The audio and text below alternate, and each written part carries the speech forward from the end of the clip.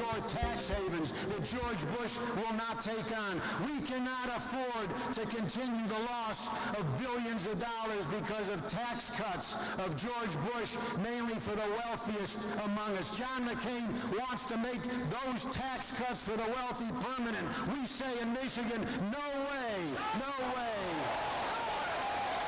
We need a president in the White House who will fight for our manufacturing jobs as hard as other countries fight for theirs. We need a president in the White House who will fight against unfair trade practices. We need a president who will fight for universal health care.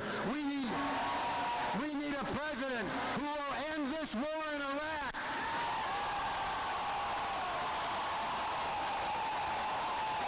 We don't need more of the same. We don't need more of the same. We need to change the direction of our economy in our country. We need Barack Obama for President of the United States.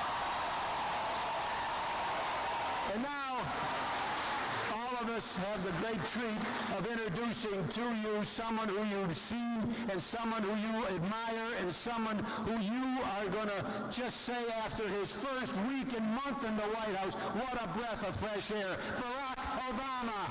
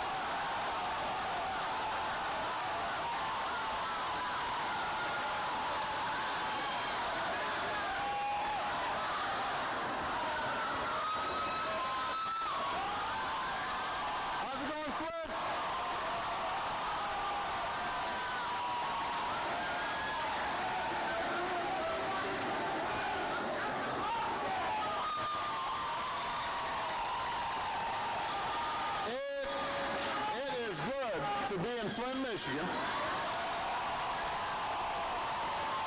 It is good to be with so many good friends. First of all, I want to thank all of you for sending such an outstanding congressional delegation to Washington, starting with your senior senator, the great Carl Levin. Give it up for Carl Levin.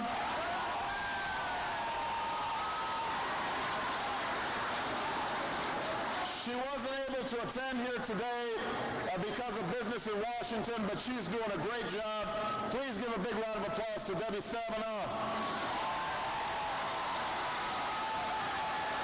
Your own Congressman Dale Kildee.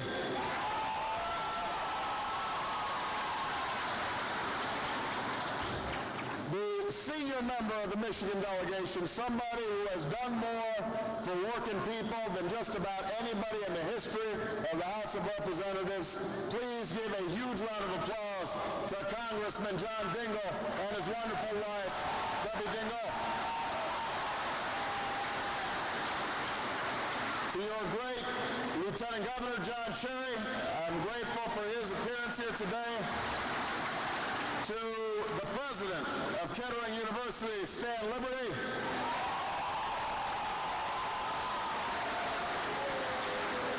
To State Representative Brenda Clark for her outstanding support and leadership in the Michigan Legislative Black Caucus.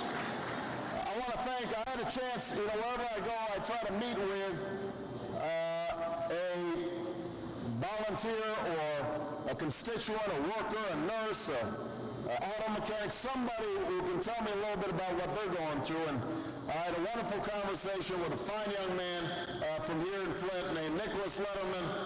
He and his wife Candace are are, like many families all across America, struggling right now. But he's gone back to school, he's got his degree, he's looking for the future, and he's also looking for a new president of the United States. So I applied for that job with him. And for those of you who are here starting today, we need you to volunteer, to register voters, to sign up supporters. We want to recognize my Flint field organizer. Now this is a tough one. This is like Barack Obama. Alethea Henry. Give Alethea a big round of applause.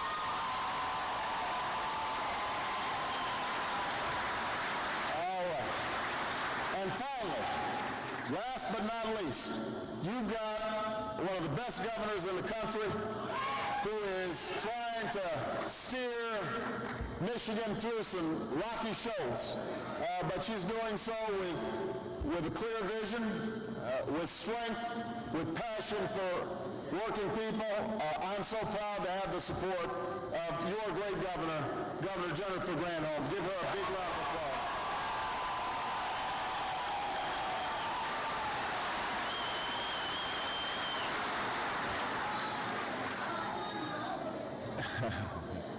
You know, it is great to be at Kettering, a university that's teaching the next generation of leaders and training workers to have the skills they need to advance their own careers and their own communities. Now, for months, the state of our economy has dominated the headlines. And as all of you know, the news has not been good. The subprime lending debacle has sent the housing market into a tailspin and caused a broader contraction in the credit markets. Over 360,000 jobs have been lost since the beginning of this year. Unemployment has registered the biggest one-month jump since February of 1986. Incomes have failed to keep pace with the rising costs of health insurance and college tuition. And record oil and food prices have left families struggling just to keep up. But, of course, grim economic news is nothing new to Flint, and it's nothing new to Michigan. George Bush and Washington may not have noticed, but manufacturing jobs have been leaving here for decades now. Incomes have been declining for decades now. The jobs that have replaced those lost jobs pay less and offer fewer, if any, benefits. Hard-working Americans who could once count on a single paycheck to support their families have not only lost jobs, but they've lost their health care and their pensions as well. You've got CEOs who are getting golden parachutes at a time when pensions are being dumped. Worst of all, many have lost confidence in that fundamental American promise that our children will have a better life than we have had. That's the essence of the American dream, that the next generation does better than we have.